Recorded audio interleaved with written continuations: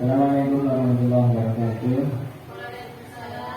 Alhamdulillahirrahmanirrahim. Pada kesempatan pagi hari ini saya diberi waktu untuk menyampaikan materi yang telah saya dapat dari pendidikan guru penggerak di modul 1.4. Saya ucapkan banyak terima kasih kepada Bapak Ibu guru yang telah meluangkan waktunya untuk bersedia mendengarkan ataupun mengikuti materi yang akan saya sampaikan nanti. Yang pertama, saya ucapkan selamat datang guru hebat UPT Satuan Pendidikan SDN Manado Jati Bangun. Mari kita belajar bersama, berkolaborasi bersama, saling mendukung satu sama lain. Mari bergerak bersama mewujudkan budaya positif menuju visi profil pelajar Pancasila. Nah, di modul yang terakhir ini kita akan membahas tentang budaya positif. Apa sih budaya positif? Sebelum kita membahas budaya positif, tujuan pembelajaran yang akan kita capai yaitu satu, setelah mempelajari atau presentasi modul budaya positif ini, kita bisa memahami konsep inti budaya positif dan bisa menerapkan budaya positif di sekolah. Nah, ini ada setuju atau tidak setuju. Hukuman dapat mendisiplinkan anak. Ini setuju, maka belum setuju. Nah, bisa setuju, bisa tidak ya. Nah, nanti ada pembahasannya ya. Terus yang kedua, pemberian hukuman dengan hal positif seperti membaca atau membersihkan halaman sekolah dapat meningkatkan disiplin anak. Setuju atau tidak? Nah, bisa setuju, bisa tidak. Yang terakhir, memberi penghargaan dapat meningkatkan motivasi belajar anak. Nah, ini yang sering kita lakukan ketika hal ini. Nah, selanjutnya kita bahas. Nah, pada menu belajar budaya positif ini, yang pertama adalah perubahan paradigma belajar. Yang kedua, disiplin positif dan nilai-nilai kebajikan universal. Nanti kita akan membahas satu-satu. Yang ketiga, kebutuhan dasar manusia dan dunia berkualitas. Kebutuhan dasar manusia itu apa saja? Nanti kita akan bahas. Yang keempat, teori motivasi, hukuman dan penghargaan restitusi. Yang kelima, restitusi, tema positif kontrol. Yang keenam, keyakinan kelas. Dan yang terakhir, sertifikat restitusi. Apa saja dari pengertian tersebut?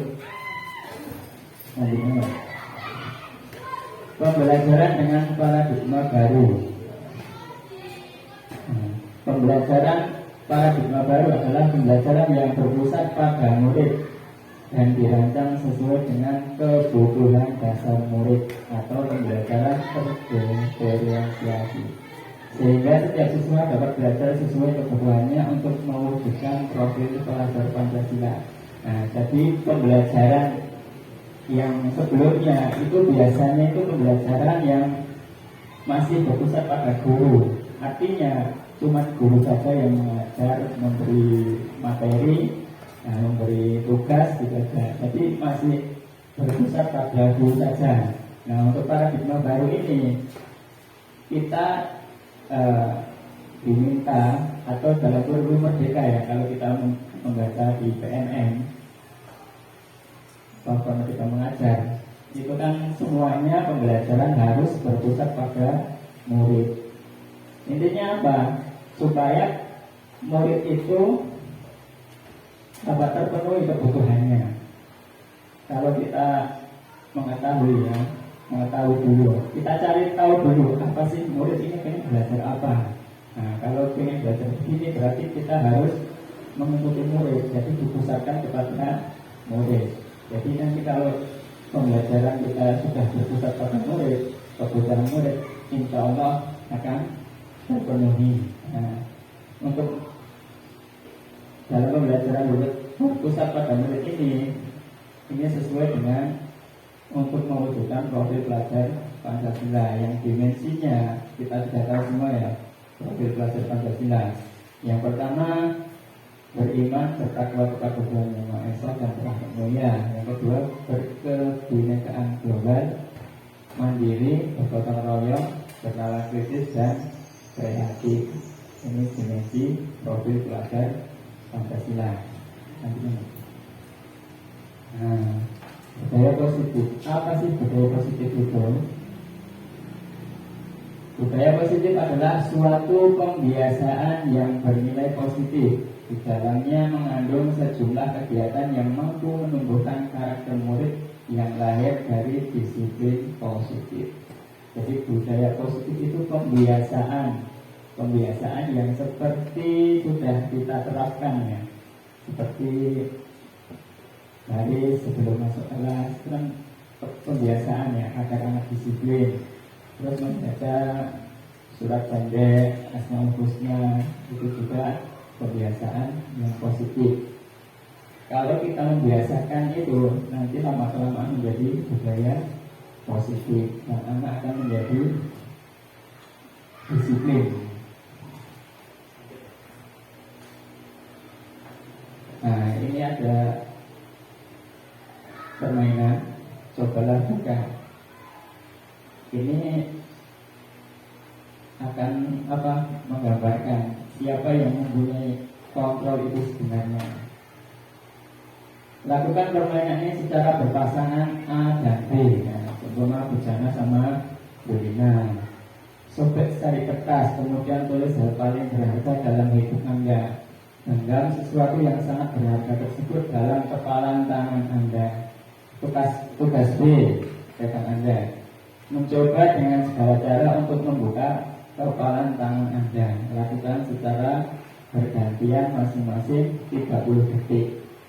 Ini seumpama Bujana membawa tulisan yang sangat berharga, terus Bulina ingin membukanya. Kira-kira ya Bujana bisa membuka apa tidak, atau tetap berpegang teguh menggenggamnya. Bulina berusaha untuk membukanya dengan cara ngiti-ngiti apapun. Jadi harus bisa membuka.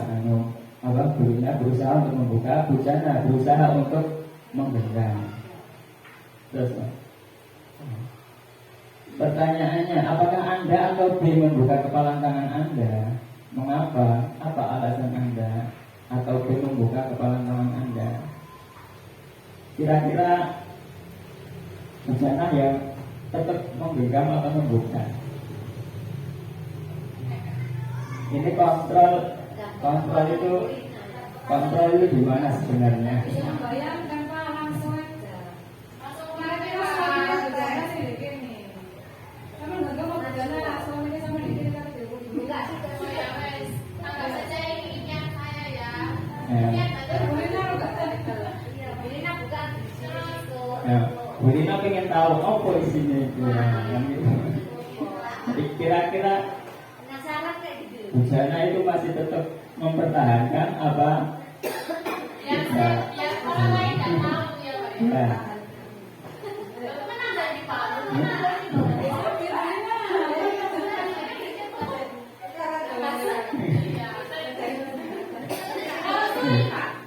Toko tentangan. Ya, benar. Sampai kan tetap menggenggam ya. Apa alasannya kok sampai genggam itu? Kok nggak mau membuka?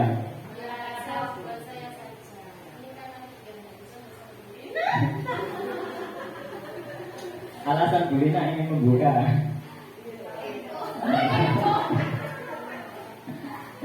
Apakah Anda atau B menutup kepala tangan Anda? Mengapa? Apa alasan Anda atau B tetap menutup kepala tangan Anda? Itu tadi ya. Dalam kegiatan ini sesungguhnya siapa yang memegang kendali atau kontrol untuk membuka atau menutup kepala tangan Anda? Sebenarnya sopo yang mempunyai kontrol mengendalikan kepala tangan itu? Iya, diri sendiri ya. Lanjutlah. Teori kontrol. miskonsepsi tentang makna kontrol. Guru mengontrol murid. Selama ini kita lakukan ya, kita yang mengontrol. Yang kedua, semua penguatan positif efektif dan bermanfaat itu juga bisa mengontrol. Bahwa kritik dan membuat orang merasa bersalah dapat menggunakan karakter, menguatkan karakter, ya, dapat menguatkan karakter. Jadi kalau kita mengkritik biasanya kan kalau yang mau dikritik itu tambah bagus, yang tidak mau dikritik marah-marah ya. Terus orang dewasa memiliki hak untuk memaksa, biasanya ya dewasa yang memaksa ya.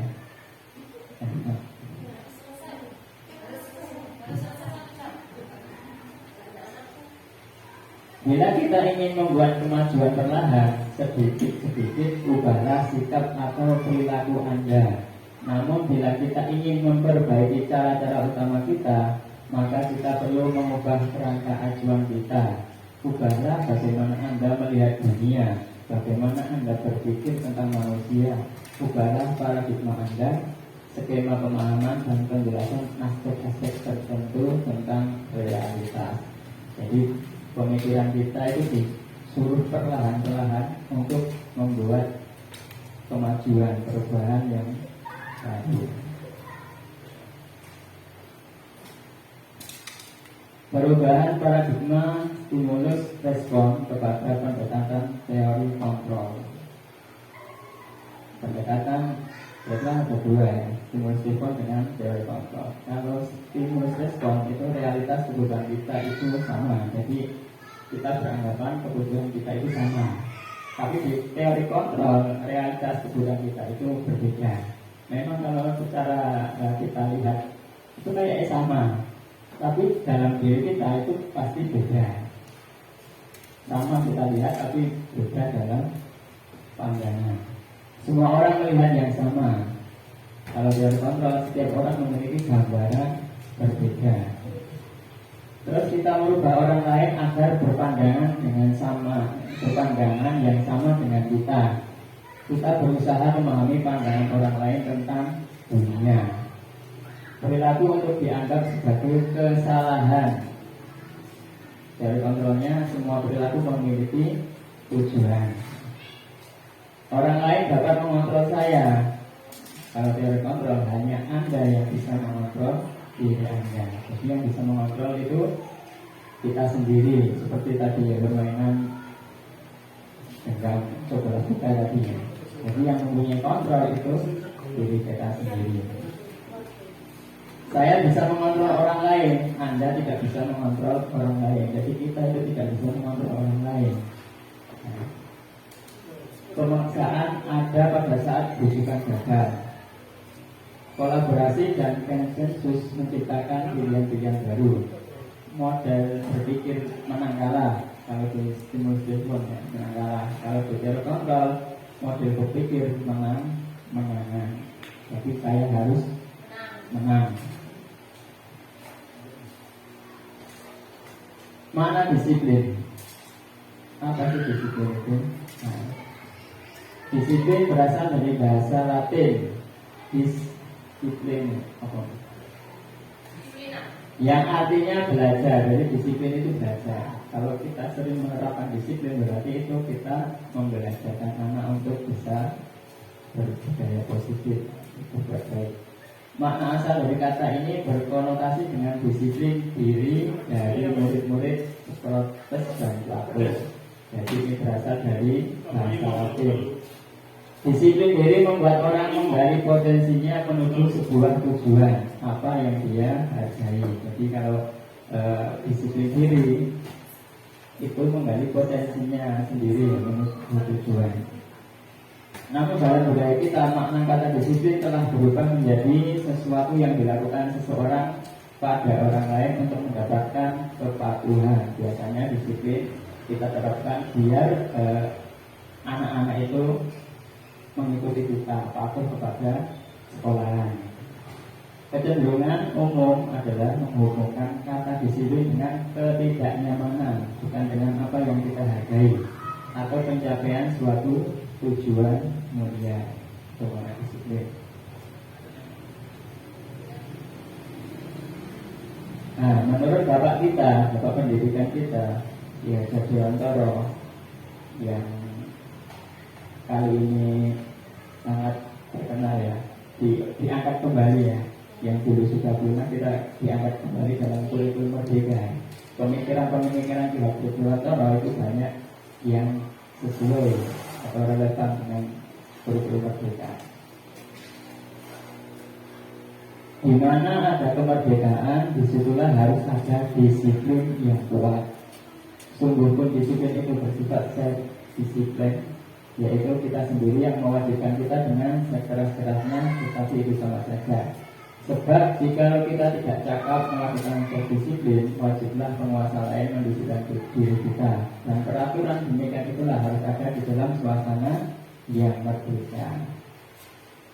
Jadi kalau ada kemerdekaan berarti di situ harus ada disiplin yang kuat. Disiplin itu yang dimulai dari diri kita sendiri ya. Kalau kita tidak bisa mendisiplinkan diri kita sendiri, maka kita wajib didisiplinkan oleh atasan kita. Kalau di sekolah berarti kepala sekolah. Kalau kita tidak disiplin berarti atasan kita selalu kepala sekolah yang harus mendisiplinkan kita. Tetapi kalau kita sudah bisa disiplin, maka itu sudah sangat kuat untuk menerapkan disiplin dalam kurikulum merdeka. Makna disiplin artinya bahwa untuk mencapai kemerdekaan atau dalam konteks pendidikan kita saat ini, untuk menciptakan murid yang merdeka, syarat utamanya adalah harus ada disiplin yang kuat. Jadi untuk menciptakan murid-murid itu merdeka harus ada disiplin yang kuat, disiplin muridnya, disiplin gurunya, ya semuanya itu. Kalau kita disiplinnya sudah kuat, berarti kemerdekaan akan tercipta. Disiplin yang dimaksud adalah disiplin diri sendiri ya, yang memiliki motivasi internal sehingga mereka dapat berperilaku yang mengacu pada nilai-nilai kebajikan universal yang diyakini.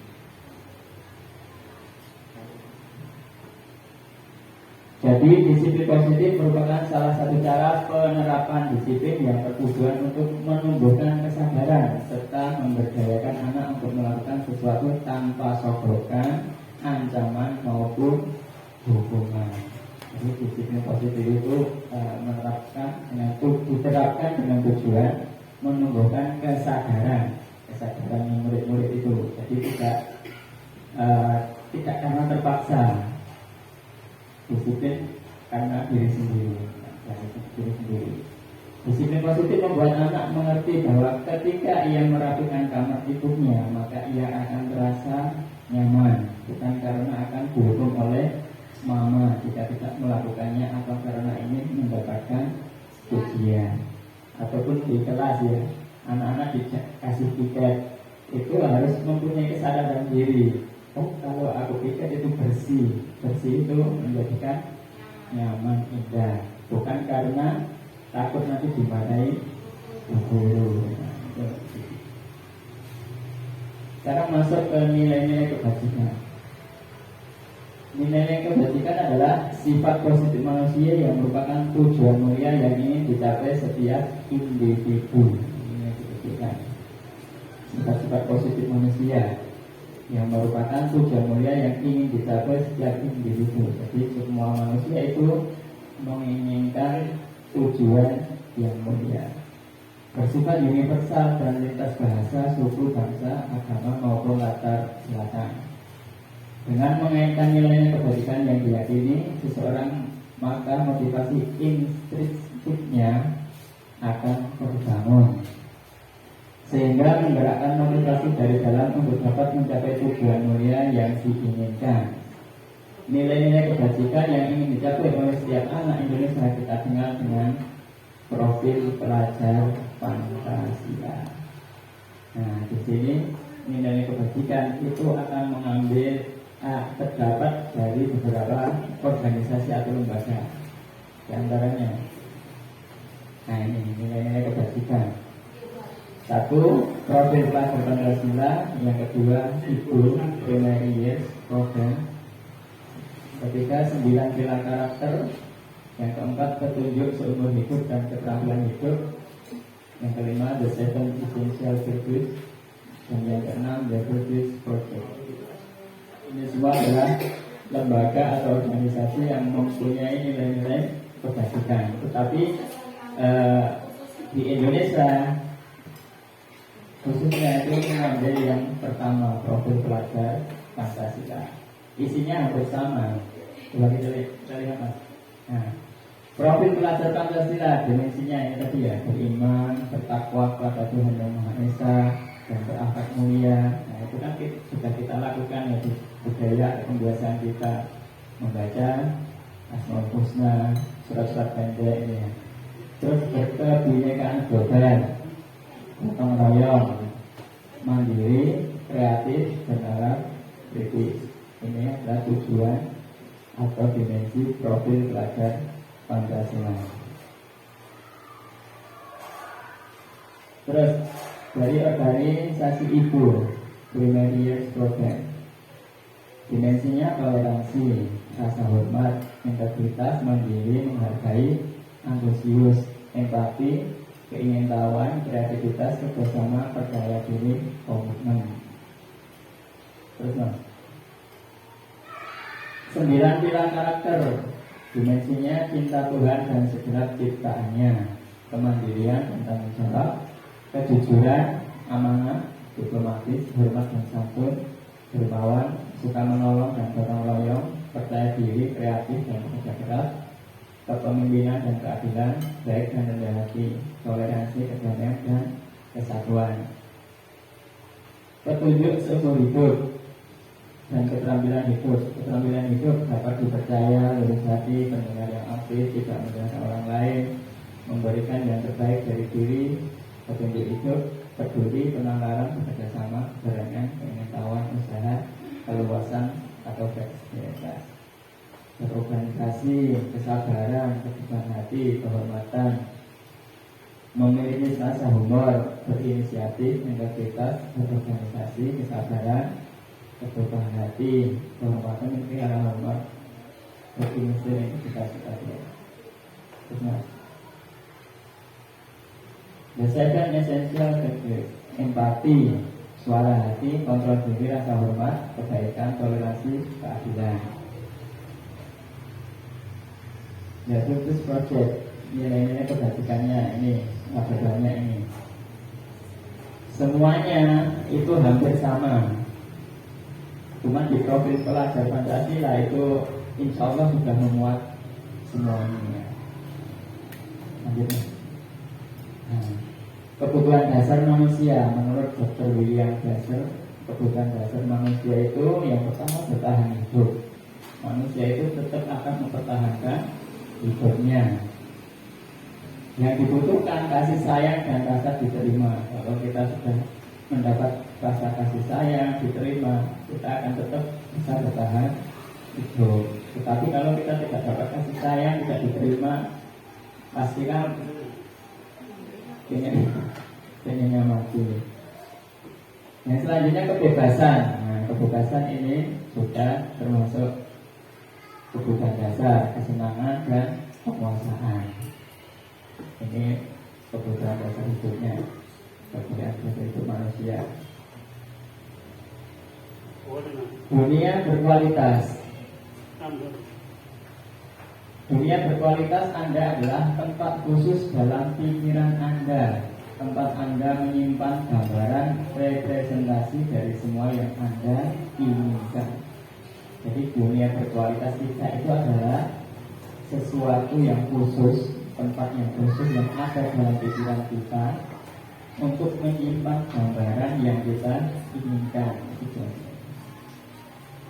Nah, gambaran atau isi pikiran itu bisa berisi orang. Bisa orang, pikiran itu bisa berisi orang. Hal-hal apa saja yang terbaik dalam hidup Anda dan membuat Anda merasa bahagia dan terpenuhi kebutuhan dasar Anda. Itu dunia berkualitas. Murid juga mempunyai gambaran dunia berkualitas mereka. Tentunya sebagai guru kita ingin mereka memasukkan hal-hal yang bermakna dan nilai-nilai kebajikan yang hakiki ke dalam dunia berkualitas mereka. Jadi murid itu sama dengan kita, mereka juga mempunyai dunia yang berkualitas, yaitu pikiran-pikiran yang mereka inginkan. Pikiran yang bisa berupa orang, bisa berupa barang atau jenisnya.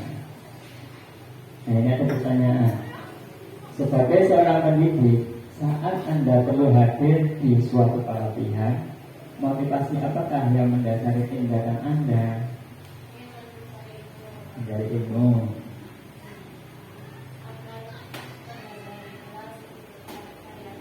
Variatif. Terus ingin dipuji. Ingin menjadi lebih baik. Coba kita lihat jawaban. Jawaban saya, Anda hadir karena tidak ingin ditegur oleh pihak panitia atau pengawas Anda dan mendapatkan surat teguran. Apa ini jawabannya? Ini jawaban yang pertama. Jawaban yang kedua.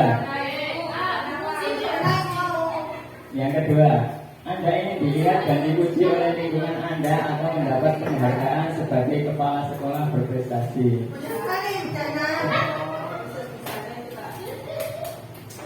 Yang ketiga, ini yang terakhir. Ada pertanyaan ini.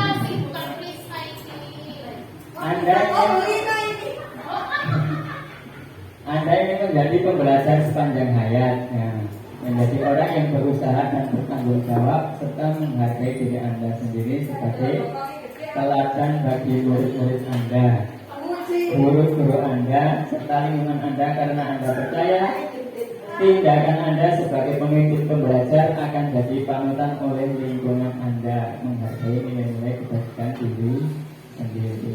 Jadi jawabannya insya Allah ini semua. Nah, ini ada 3 motivasi perilaku manusia. Satu, menghindari ketidaknyamanan atau hukuman. Apa yang akan terjadi apabila saya tidak melakukannya? Ini karena ada hukuman. Ini motivasi eksternal. Jadi anak itu termotivasi karena takut hukuman. Dari luar, eksternal ya.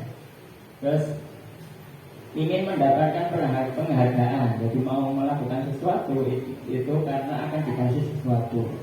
Apa yang akan saya dapatkan apabila saya melakukannya? Ini juga termasuk motivasi eksternal. Nah, yang terakhir, menghargai nilai-nilai kebajikan, berarti menghargai diri sendiri. Saya akan menjadi orang yang seperti apa bila saya melakukannya. Kalau ini termasuk internal, jadi motivasinya dari dalam diri sendiri.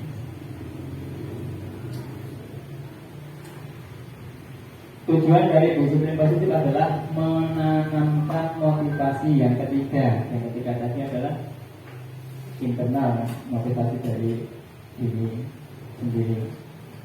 Menanamkan motivasi yang ketiga pada murid-murid kita, yaitu untuk menjadi orang yang mereka inginkan dan menghargai diri sendiri dengan nilai-nilai yang mereka percaya. Disiplin positif itu menanamkan motivasi yang internal. Jadi anak-anak itu dia termotivasi dari dalam dirinya sendiri untuk melakukan disiplin tersebut.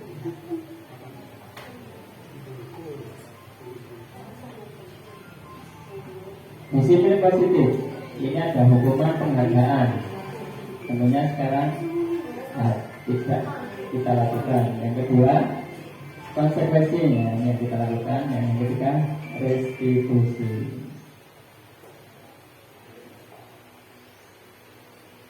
Ini ada kasus Iva kurang menguasai pelajaran matematika, sehingga pada saat pelajaran tersebut berlangsung, dia lebih banyak berdiam diri atau menggambar di buku pelajarannya.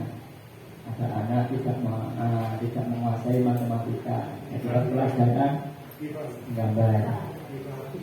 Pada saat guru matematikanya Pak Seno namanya, menanyakan pertanyaan, Iva menjadi gugup dan tak sengaja menjatuhkan tasnya dari kursi, serta tiba-tiba menjadi gagap pada saat berupaya menjawab. Seluruh kelas pun tertawa melihat perilaku Iva yang bicara tergagap dan terkejut tersebut.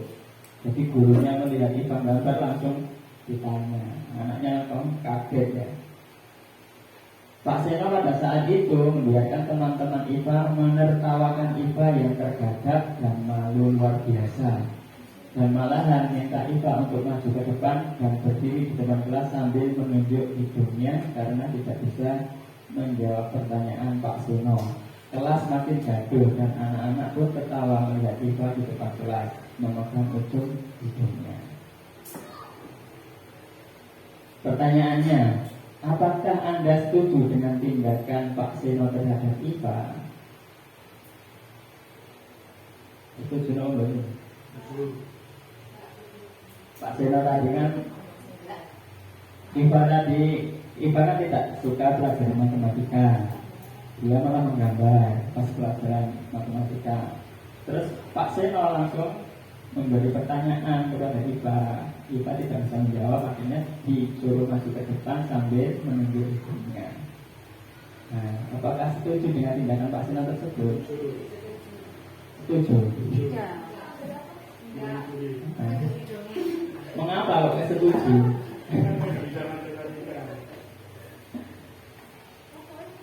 Ya, tindakan tersebut kan termasuk menyakiti hati anak ya, bukan memalukan. Menyakiti hatinya Pak Seno. Bagaimana tidak kok gurunya mengatakan dia Ya, kan kita kan disuruh merdeka ya, kurikulumnya. Jadi kan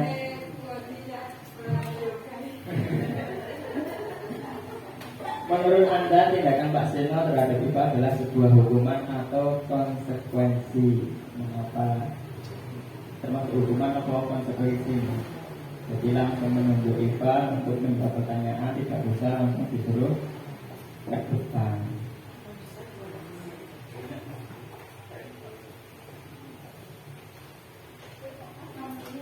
Nah, apa sih hukuman itu? Hukuman bersifat tidak terencana atau tiba-tiba. Jadi hukuman itu nggak ada rencana, langsung. Kamu kok menggambar, ayo kerjakan ini ya, langsung ya. Anak atau murid tidak tahu apa yang akan terjadi dan tidak dilibatkan. Hukuman bersifat satu arah dari pihak guru yang memberikan, dan murid hanya menerima suatu hukuman tanpa melalui suatu kesepakatan atau pengarahan dari pihak guru, baik sebelum atau sesudahnya.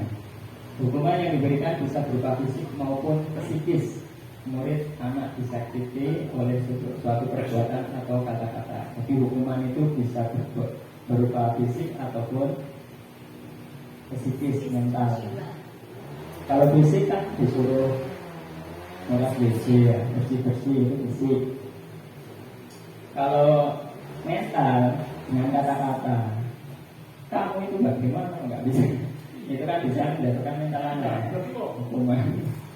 Terus ada kasus dua. Ibu Anas guru kelas 2 SD.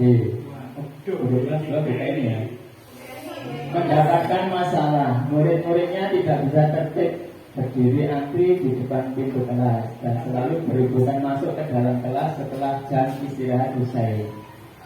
Ini tentunya sangat mengganggu proses pembelajaran di mana kelas tidak dapat mulai tepat waktu karena Ibu Ana sibuk menenangkan murid-muridnya untuk waktu cukup lama. Akhirnya Bu Anas berpikir tepat dan mengandalkan stiker bintang. Setiap muridnya akan masuk kelas usai jam istirahat, Bu Anas akan mengiming-imingi muridnya dengan stiker bintang. Siapa yang dapat berdiri lurus dan berbaris rapi, antri di depan pintu dapat bintang dari Bu Anas. Sebagian besar murid-muridnya menyambut tantangan tersebut dan langsung berdiri rapi di depan pintu agar mendapatkan stiker bintang. Hal ini terus dilakukan Bu Anas selama beberapa minggu karena cukup berhasil membuat murid-muridnya berdiri rapi antri di depan pintu. Sampai pada suatu saat Bu Anas sakit dan terpaksa digantikan Pak Heru. Pak Heru tidak mengetahui tentang stiker bintang dan benar saja pada saat mau masuk kelas, usai jam istirahat murid-murid kelas 2 kembali bergerak masuk kelas. Apa yang terjadi? Mengapa? Itu tadi ya, dikasih stiker bintang ya. Biasanya Bu Anas biar rapi kasih stiker bintang. Akhirnya Bu Anas sakit diganti Pak Heru. Pak Heru tidak tahu muridnya ramai lagi, nggak mau antri karena tersebut. Pertanyaannya, berdasarkan teori motivasi yang telah Anda pelajari pada pembelajaran sebelumnya, kira-kira apa motivasi murid-murid kelas 2 untuk bersedia berdiri antri sebelum masuk kelas? Apa motivasinya? Tadi kan ada motivasi eksternal sama bintang. Dapat bintang, berarti motivasinya eksternal ya, dapat penghargaan. Adakah cara lain agar murid-murid kelas 2 bersedia antri di depan kelas tanpa diberi penghargaan sedikit bintang? Ya, Ada? Kira-kira apa? kasih minum.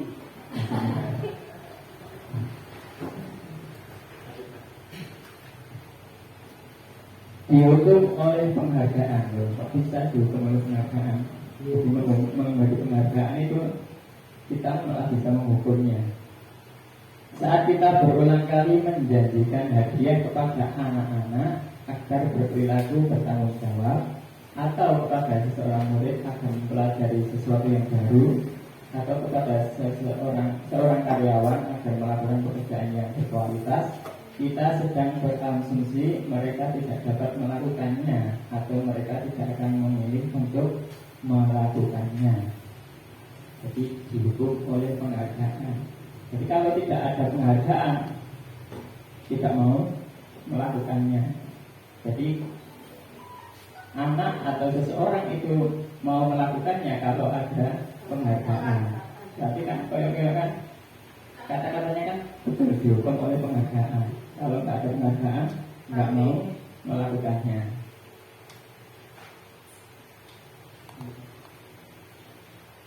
Konsep disiplin dengan identitas gagal. Hukuman sesuatu yang menyakitkan harus terjadi, membuat anak sakit fisik maupun hati untuk jangka waktu lama, mendorong anak menyakiti diri sendiri, konsep diri yang buruk, anak belajar untuk menyembunyikan masalah, marah, rasa bersalah, dipermalukan, merasa tak dihargai. Ini kalau dikasih hukuman. Penghargaan, pengaruh jangka pendek dan jangka panjang. Penghargaan tidak efektif. Penghargaan merusak hubungan. Bisa ya merusak hubungan. Masa itu tak sengaja, aku tak tahu itu.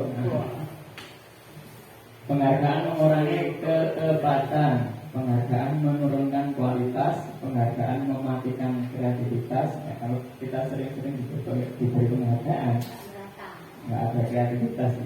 Penghargaan menghukum motivasi dari dalam diri.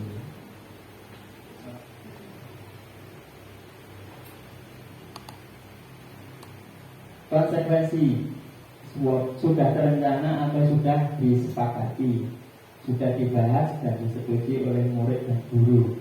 Umumnya bentuk-bentuk konsekuensi dibuat oleh pihak guru atau sekolah, dan murid sudah mengetahui sebelumnya konsekuensi yang akan diterima bila ada pelanggaran. Murid tetap dibuat tidak nyaman untuk jangka waktu pendek. Konsekuensi biasanya diberikan berdasarkan suatu data yang umumnya dapat diukur. Sikap guru di sini senantiasa memonitor murid. Jadi konsekuensi itu sudah dibahas bersama.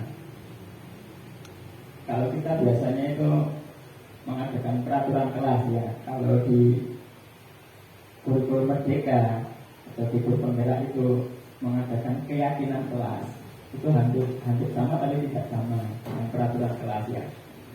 Keyakinan kelas itu dibuat bersama.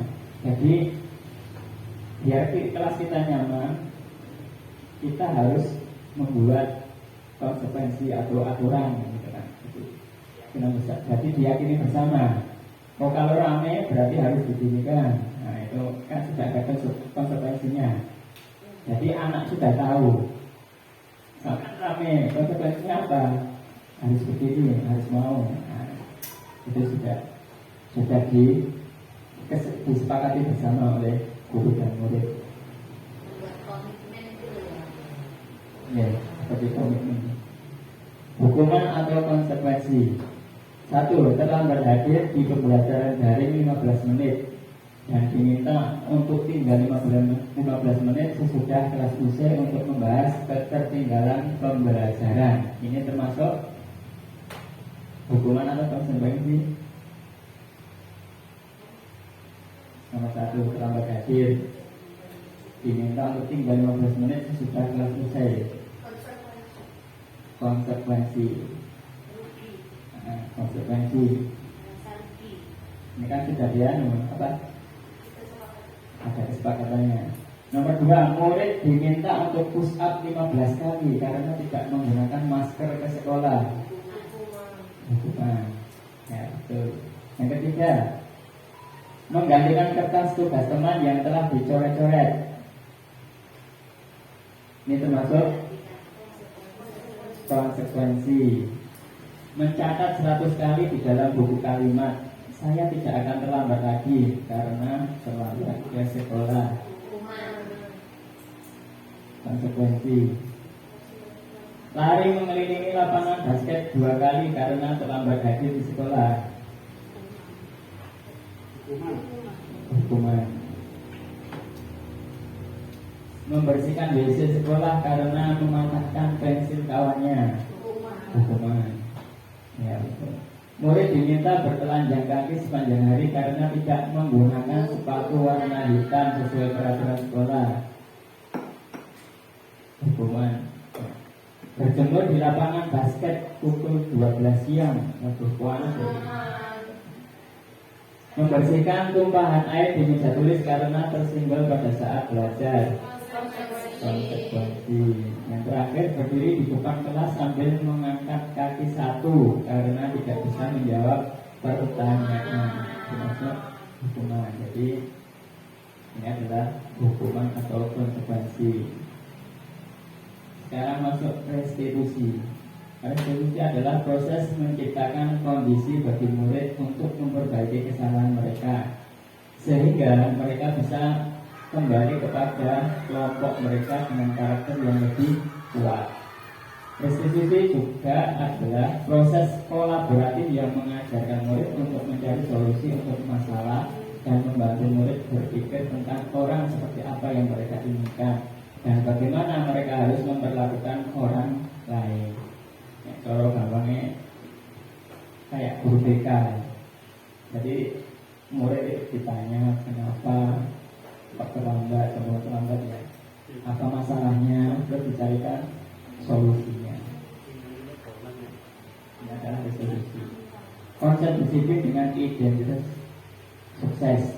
Tadi identitas gagal ya, hukuman dan penghargaan. Ini identitas sukses.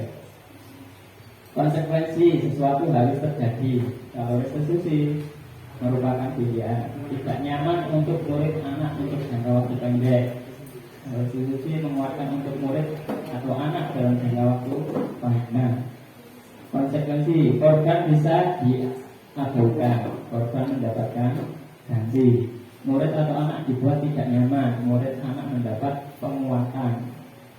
Jadi kan setelah ditanya, murid itu kembali ke temannya itu tidak malu, tambah kuat karena tidak disalahkan. Penguatan hanya dipertahankan dalam jangka waktu pendek. Murid belajar bertanggung jawab untuk belajarnya ini semua. Terus mas. Nah, identitas gagal tadi hukuman. Hukuman murid atau anak belajar mendirikan masalah. Kalau sering-sering dihukum, nah, kalau melakukan kesalahan takut anak-anak, akhirnya disembunyikan kesalahannya itu. Terus mencoba mengontrol anak dengan penguatan negatif. Kalau menghukum kan biasanya, ayo jangan gitu, kamu nanti akan cetak. Dampak pada murid, murid menjadi marah, merasa bersalah, rendah diri, mengasingkan diri, tidak diharapkan atau melukai, dibuat guru ya. Hukuman itu yang membuat guru menyakitkan, guru menjalani proses dengan menyalahkan, mengkritik, menyindir, merendahkan. Nah itu adalah identitas gagal dalam mengajar dengan hukuman ya. Berarti identitas sukses itu menggunakan disiplin, yaitu konsekuensi dan restitusi. Konsekuensi, kalau ada konsekuensi, ada keyakinan kelas, ada peraturan kelas bersama, murid atau anak belajar taat peraturan karena sudah saling mengerti. Mencoba mengontrol anak dengan penguatan positif. Jadi keyakinan kelas itu kita mencoba mengontrol anak itu dengan penguatan yang positif. Kehilangan hak tapi tidak kurang diri, tenangnya sudah diketahui masuk akal, dibuat oleh guru dan murid, membantu guru menyatakan peraturan, melakukan peringatan. Kalau restitusi, murid anak belajar menanyakan masalah. Anak paham bahwa dirinya sendiri yang pegang kendali atau kontrol ya. Murid tidak kehilangan waktu, namun bersemangat untuk memperbaiki diri. Berupa undangan untuk mengadakan restitusi dibuat oleh murid atau anak. Menguatkan, guru menyebutkan keyakinan kelas, membimbing kerangka acuan berpikir restitusi murid atau anak.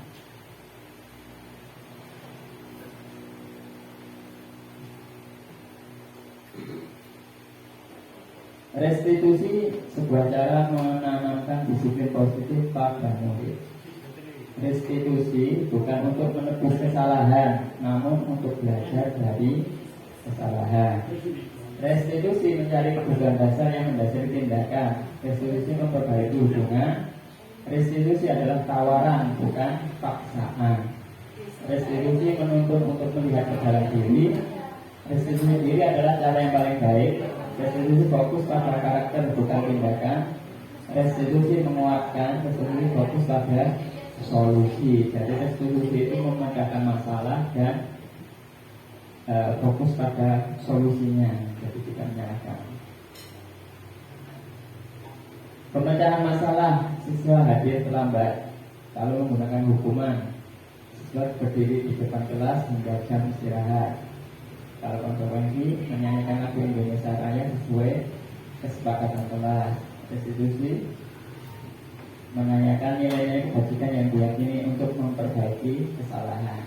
Jadi pemecahan masalah, kalau siswa terlambat hadir ada 3 macam ya, dengan hukuman, konsekuensi atau restitusi. 5 posisi kontrol. 1 penghukum, pembuat rasa bersalah. 3 teman, pemantau, manajer. Jadi nanti kita itu di posisi yang mana? Posisi kontrol saya adalah, ayo bantulah demi Bapak ya. Ini termasuk sebagai teman. Posisi kita sebagai teman. Terlambat lagi, pasti terlambat lagi. Selalu datang terlambat. Kapan bisa datang tepat waktu? Ini penghukum. Posisi kamu terlambat 15 menit. Apakah kamu sudah mengerti konsekuensi yang harus dilakukan bila terlambat? Ini termasuk posisi pemantau, yang memantau. Selanjutnya, ibu sangat kecewa sekali dengan kamu. Posisi kita sebagai pembuat merasa bersalah. Yang terakhir, jika kamu meyakininya, apakah kamu bersedia memperbaikinya? Ini sebagai manajer. Jadi posisi kita selama ini sebagai yang mana? Teman, penghukum, pemantau, pembuat merasa bersalah atau manajer. Mungkin yang kita lakukan selama ini adalah penghukum, pembuat merasa bersalah. Jadi seharusnya di kurikulum merdeka ini kita diminta atau dianjurkan untuk menjadi posisi manajer. Posisi manajer. Selamat pagi Naren. Maaf Bu, saya terlambat. Iya, sekolah masuknya jam 7, sekarang sudah jam 7.20. Jadi sekarang bagaimana ini Naren? Maaf Bu, saya lupa setel alarm saya semalam. Baiklah, menurut kamu, keyakinan sekolah yang mana yang perlu kamu tingkatkan? Menghargai diri sendiri dan orang lain mungkin ya Bu. Setuju. Jadi, apakah Naren meyakini prinsip saling menghormati tersebut? Iya Bu, saya meyakininya. Apakah Naren bersedia memperbaiki masalah keterlambatan ini? Bersedia Bu. Bagaimana kamu akan perbaiki masalah keterlambatan ini? Saya akan coba untuk tidak lupa menyetel alarm saya Bu. Baik, kalau Naren lupa menyetel alarm di rumah, ada orang yang kira-kira bisa bantu mengingatkan tidak? Ada Bu, kakak saya, Kak Emma. Ada lagi selain Kak Emma? Selain Kak Emma, ada ibu saya. Baik, jadi yang mengingatkan Naren adalah Kak Emma dan ibu kamu ya? Kira-kira akan mulai setel alarm kapan nih Naren? Setelah pulang sekolah, akan segera saya lakukan.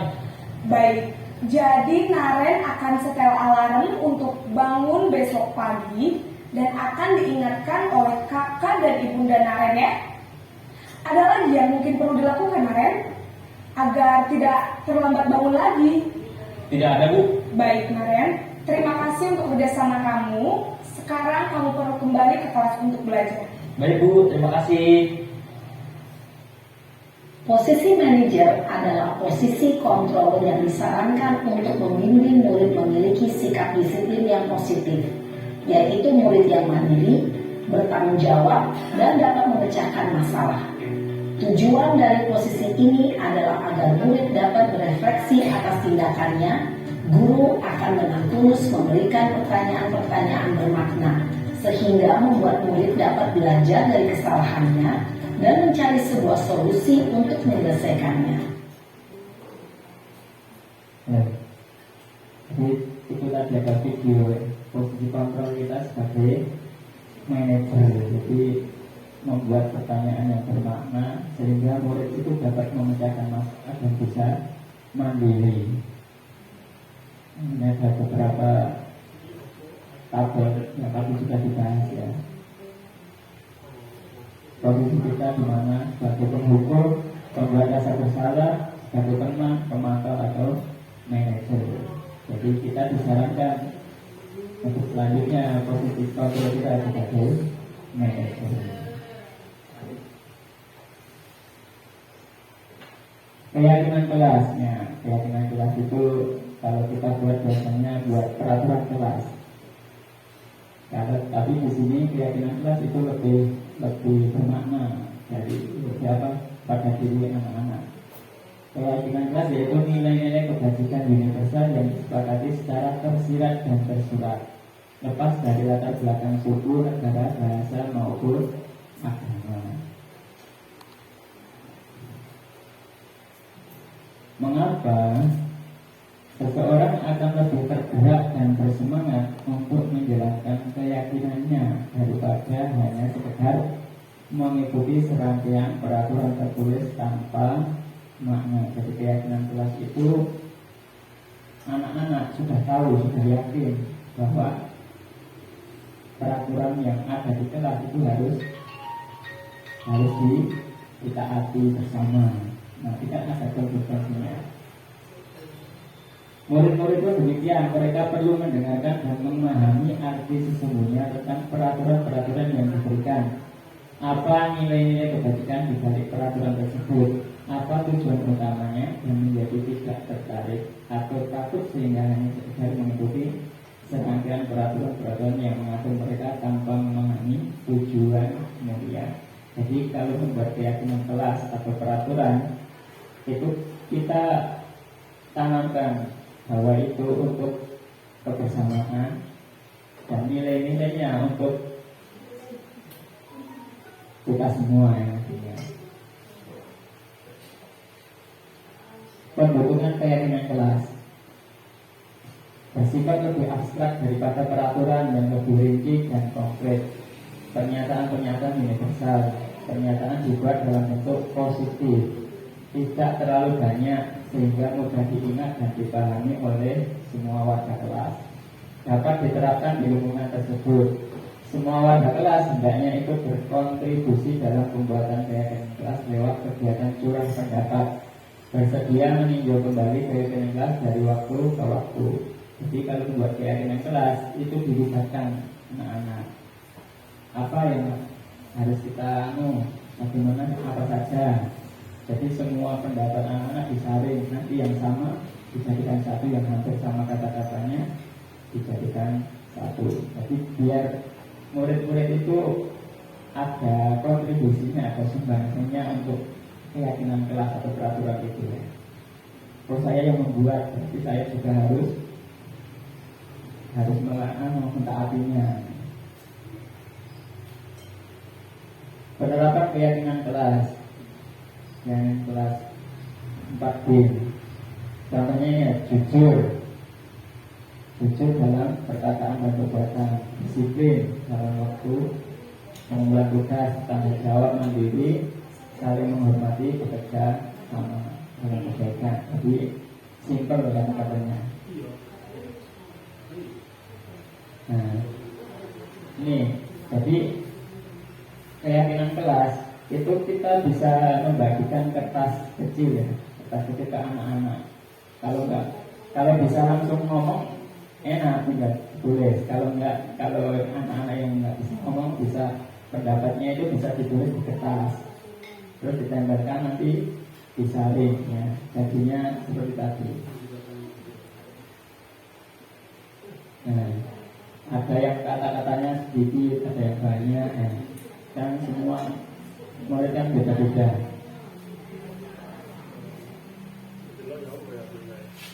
Nah, kalau sudah, setelah dia tadi disimpulkan terus ditempelkan ke kertas yang besar, tempel di kelas. Jadi keyakinan bersama. Yuk mencoba membuat keyakinan kelas. Selalu kembalikan buku ke tempatnya. Ini termasuk tanggung jawab. Dilarang melakukan kekerasan, keselamatan, menghormati orang lain. Jangan berlayar di kelas koridor, keamanan, keselamatan. Selalu kembalikan buku ke tempatnya. Itu berarti melatih tanggung jawab. Nah, kita masuk ke segitiga restitusi yang terakhir ya. Segitiga restitusi itu adalah menstabilkan identitas. Jadi kita bisa menggunakan kata-kata yang demikian. Jadi kalau ada murid atau anak itu melakukan kesalahan atau pelanggaran, kita gunakan segitiga restitusi. Yang pertama adalah menstabilkan identitas. Setiap orang pasti pernah melakukan kesalahan. Jadi kan diajak tukar pendapat dulu. Kamu bukan satu-satunya yang pernah melakukan ini. Terus setelah distabilkan identitasnya, divalidasi tindakan yang salah itu apa. Kamu tentunya punya alasan mengapa melakukan itu. Adakah cara yang lebih efektif untuk mendapatkan apa yang kamu butuhkan? Jadi divalidasi dulu. Setelah divalidasi, menanyakan keyakinan kelas. Kan sudah membuat keyakinan kelas, ditanyakan keyakinan kelas apa yang telah kita sepakati. Kamu ingin menjadi orang yang seperti apa? Ditanyakan. Ini membuat murid kuat mentalnya.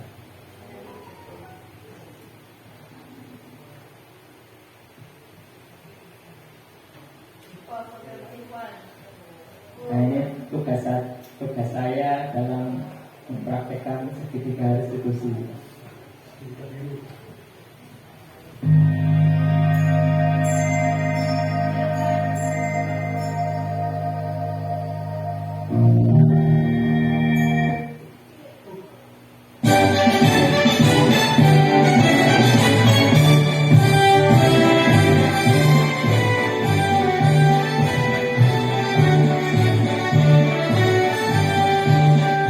Buatkan kekuatan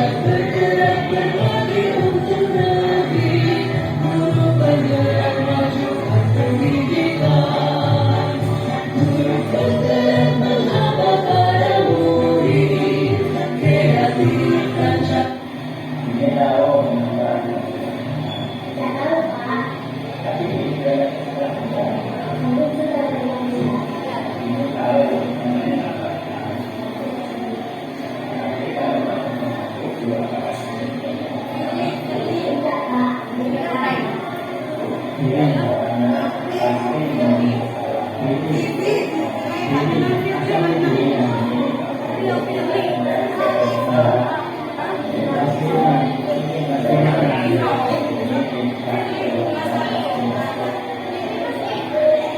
Ini asal dirian. Ini saya menggunakan pembelajaran sekolah. Hari ini saya bangun kesiangan Pak, makanya saya terlambat datang ke sekolah. Kalau boleh tahu kenapa diri baru kesiangan? Karena saya tidur terlalu malam Pak, karena asik main HP dan lupa waktu sampai larut malam. Jadi ini terlambat masuk sekolah itu karena bangunnya kesiangan disebabkan tidurnya terlalu malam. Iya Pak. Kira-kira itu Maaf Pak, ini terlambat. ini masih ada sampai yang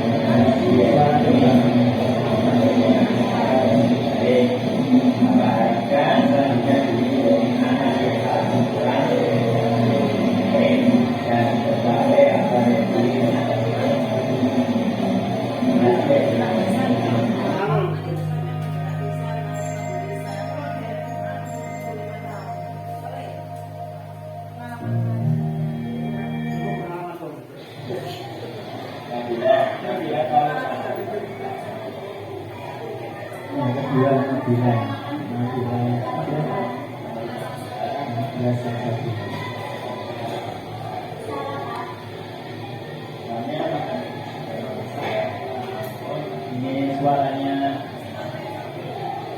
agak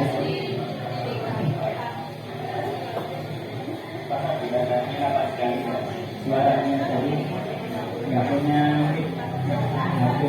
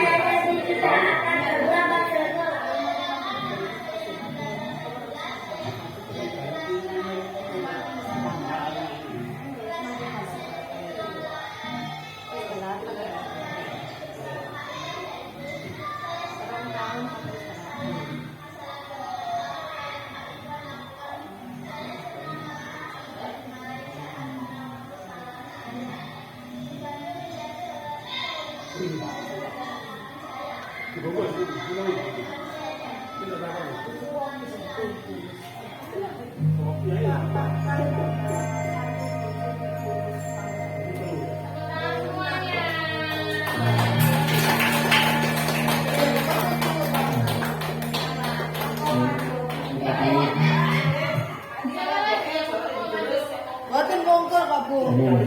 Jadi restitusi yang pertama itu menstabilkan identitas, yaitu untuk membuat anak merasa gagal karena berbuat salah menjadi positif terhadap dirinya. Jadi kita mengasih penguatan yang pertama itu.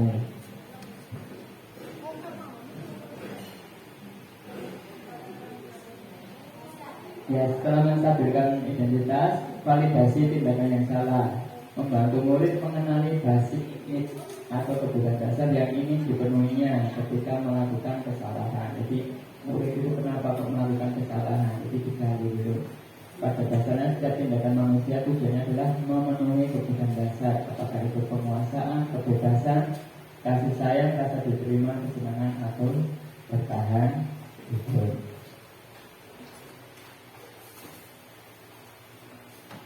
Menanyakan keyakinan kelas ya di TPL yang terakhir itu menanyakan keyakinan kelas. Anak-anak melihat kesalahannya dihubungkan dengan norma sosial yang mendasari manusia berinteraksi dengan orang lain. Jadi setelah diidentifikasi masalah, ditanyakan keyakinan kelas supaya anak tersebut tahu apa kesalahannya dan bagaimana harus melakukannya ke depan yang lebih baik. Refleksi. Alhamdulillah kita sudah selesai. Saya sudah selesai memaparkan materi guru pembina sebagai tugas yang harus dikirim terakhir tanggal 30 Februari. Refleksinya hal baru apa yang mengubah paradigma saya yang saya dapatkan. Jadi kan setelah mempelajari ini apa paradigma apa yang telah kita dapatkan. Perasaan apa yang muncul selama mengikuti sesi ini, khususnya mengenai makna disiplin dan motivasi intrinsik. Peran Amo seperti apakah yang saya telah lakukan selama mengikuti sesi ini? Saya akan menjadi Amo yang seperti apakah setelah mengikuti sesi ini? Jadi setelah mempelajari ini kita bisa mereka-reka bagaimana langkah selanjutnya, bagaimana memerdekakan murid itu bagaimana, pembelajaran berpusat pada murid itu bagaimana, membuat keyakinan kelas yang bisa kita lakukan supaya kita disiplin yang baik, disiplin yang positif, melakukan kebiasaan yang positif sehingga menjadi budaya positif di sekolah kita.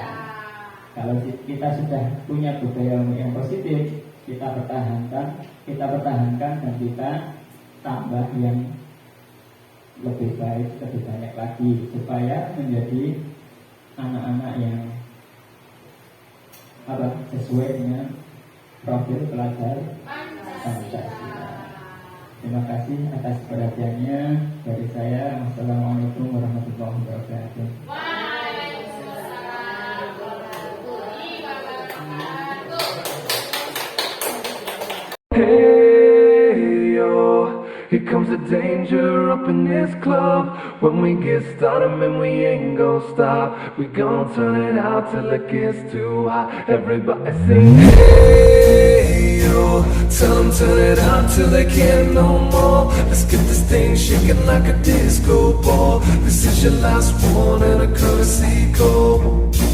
Hey yo, here comes the danger up in this club.